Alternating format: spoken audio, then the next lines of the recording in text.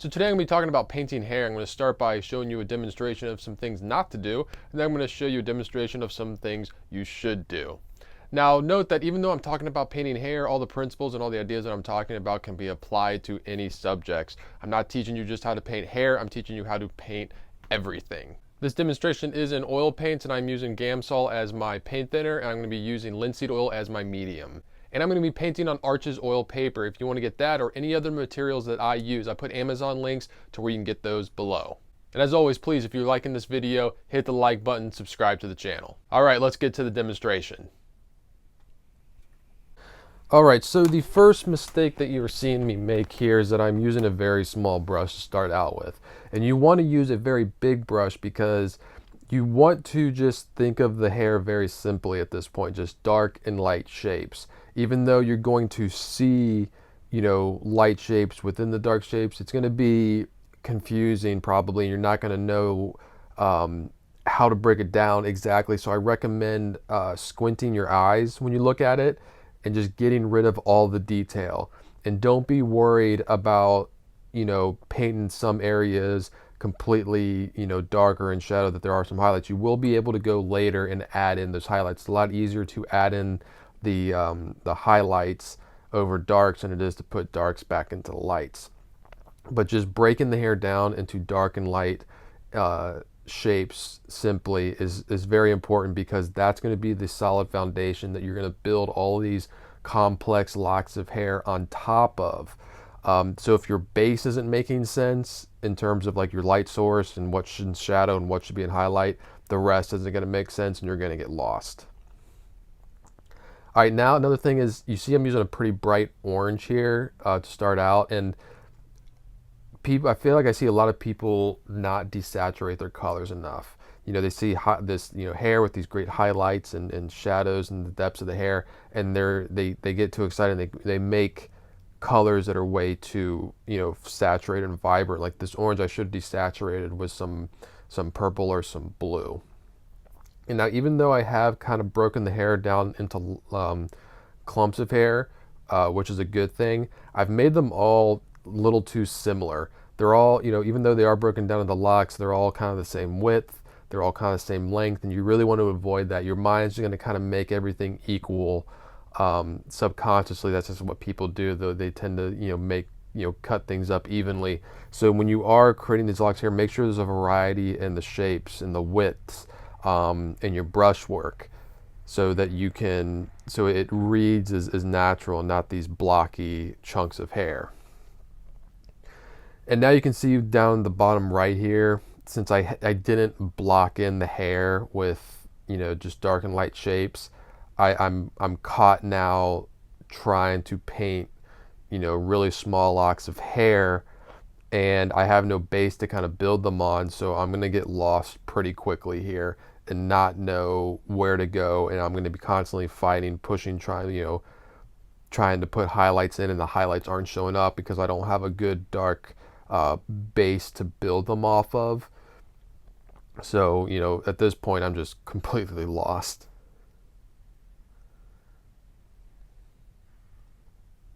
And it becomes a lot easier to paint in these smaller locks of hair when you do have a solid cohesive base of light and shadow.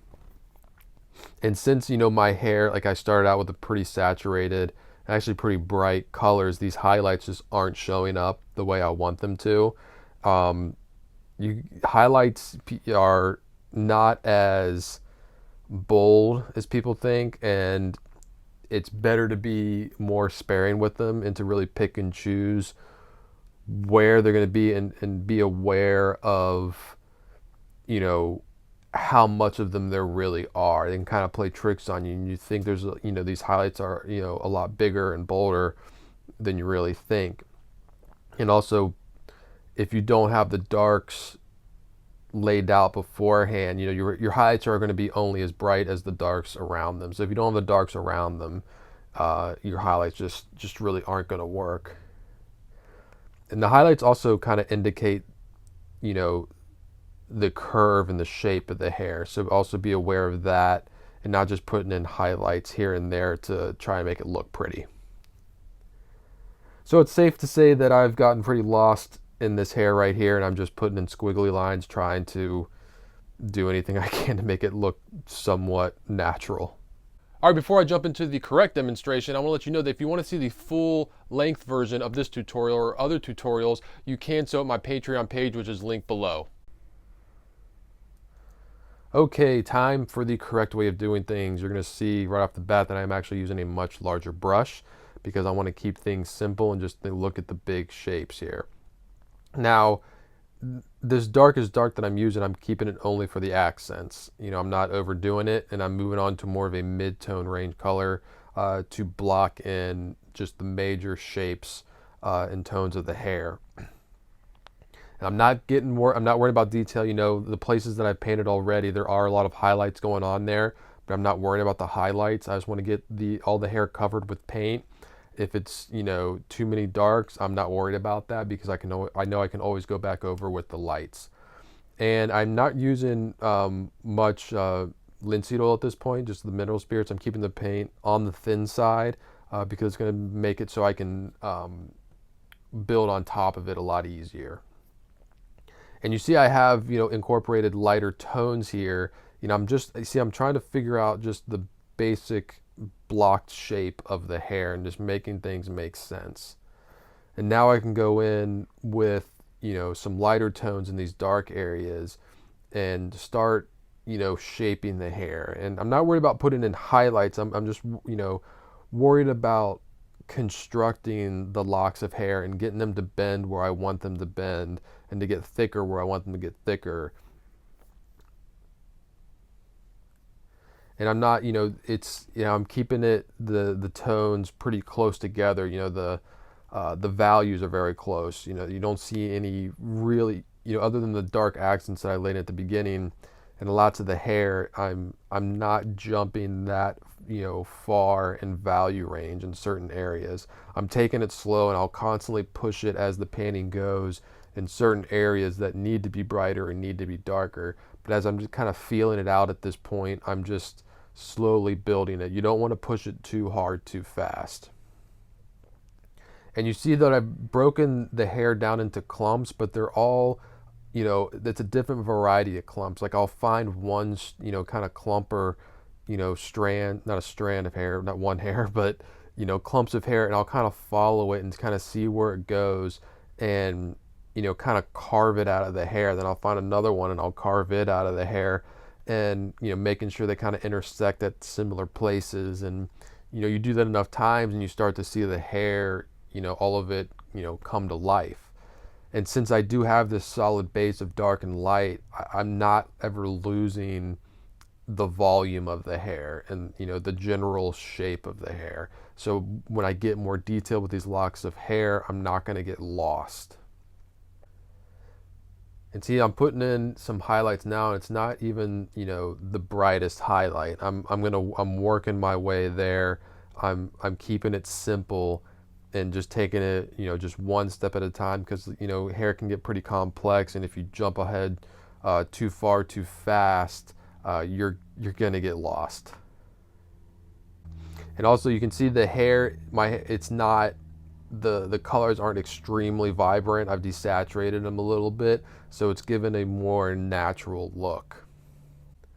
And the highlight part of the hair, there weren't a lot of darks in it, and I knew that I was going to have to, you know, carve out the locks using the bright highlight there, you know, the almost white. I'm not going full white, but I have to use the white to kind of carve out the hair instead of the darks like I did in other previous sections. And I'm really picking and choosing what areas I put these darkest darks or the lightest lights, because those areas really kind of defined a certain lock of hair or a certain edge of it. But a lot of it, you can see the dark and lights are pretty close together in value. Now I've taken white because I'm just going to keep the white of the paper here as the background, and I'm using it to kind of cut in on certain areas. You can see on the right side here, so the edge of the hair has more of a natural broken up look. So I'm putting these kind of like little holes to where you can see the background of the hair. That's another good tip that you should, definitely utilize. And if you are going to put a background color in your painting, to get it in sooner rather than later, so you can utilize it as just another tool to help you shape the hair. And a lot of it at this point is just pushing and pulling. I'm going in where I'm checking my values, seeing, should I make this, is a section darker, is a section lighter, and really dialing in, the value comparisons of, different sections of the hair. And knowing that if I put in, the darkest darks are going to be the parts that are the deepest in the hair. And so being able to identify that and not overdo it, but go in and pick and choose the right areas to give depth into the hair. And when I'm constructing like a highlight on a lock of hair, I'm not just putting the highlight just down the entire lock of hair. If you look at it, there's definitely a brightest section of the highlight, and it tapers off as it goes down the hair, and it gets lighter. The highlight isn't even all the way through the lock of hair. It definitely gets brighter as it gets towards the center. So by this point, everything is pretty much where I want it, and it's a matter of going back in and reshaping anything that I want to reshape. I'm comparing all my values, and I'm jumping, back and forth from highlight to shadow. Don't ever think that you have to do everything in a full step-by-step thing. I know you see a lot of tutorials on YouTube, and that might be the way with like acrylic painting or watercolor painting to have these very concrete steps. But with oil painting, it's a lot of pushing and pulling. It's a lot of bouncing around from darks to highlights to midtones, and laying in a color, seeing how it looks next to the other colors, adjusting. It's a lot of adjusting. I see I'm adjusting here, I'm going back in, I'm adding colors, adding little bits of darkness in the depths of the hair, maybe adding a highlight, knocking down a tone or two if I need to on a hair, reshaping or redirecting a lock of hair if I need to redirect it. So don't ever get your mind locked into the zone of, all right, I completed that step, time to move on to the next step, and there's no going back to that other step because I already completed it and I'm on to this next step. Don't think about it in steps. There are general things that you should do first, and then, a sequence of steps, but I am constantly bouncing back and forth. I'll lay in my darkest, accents right at the beginning, but even some of the last marks I do will be that dark accent. I'll make that dark accent again on my palette, and I'll go back in and add in certain areas that I want to do. Like, I never feel trapped into, a sequence of steps, and I really don't believe in formulaic painting. I approach every painting slightly different. I don't have a formula that I go in and do things, and you shouldn't have a formula either. It's especially with certain subject matter. Like, I don't have a formula for painting hair. I just know basic principles of painting that apply to everything. And I'll do this tutorial to show you how to do it with hair, because maybe showing you with hair is the thing that's going to make it click for you. And if things aren't clicking for you, just keep practicing. You never know what subject matter is going to be that's going to kind of make things work for you, and lights are going to go off and be like, oh, like, I understand that now, that makes sense. Like, seeing it done this way or with this subject matter has made sense to me. So just keep practicing and keep learning every chance you get, and it will make sense to you, and you'll learn a way of painting that you'll be able to apply to everything. Like, you won't need a specific way to paint hair, a specific way to paint plants, a specific way to paint the sky. Like, you'll just kind of know what to do because you'll know how oil paint works. So I'm putting on the final touches here. To let you guys know, if you like this video, please hit the like button, subscribe to the channel. If you want the full length version of this tutorial, you can find it on my Patreon page, which is linked below, along with Amazon links to all the materials I use. So if you want to get those, you can get those as well. If you like this video, please hit the subscribe button. I also offer you this video and this video. Please choose one They're both good.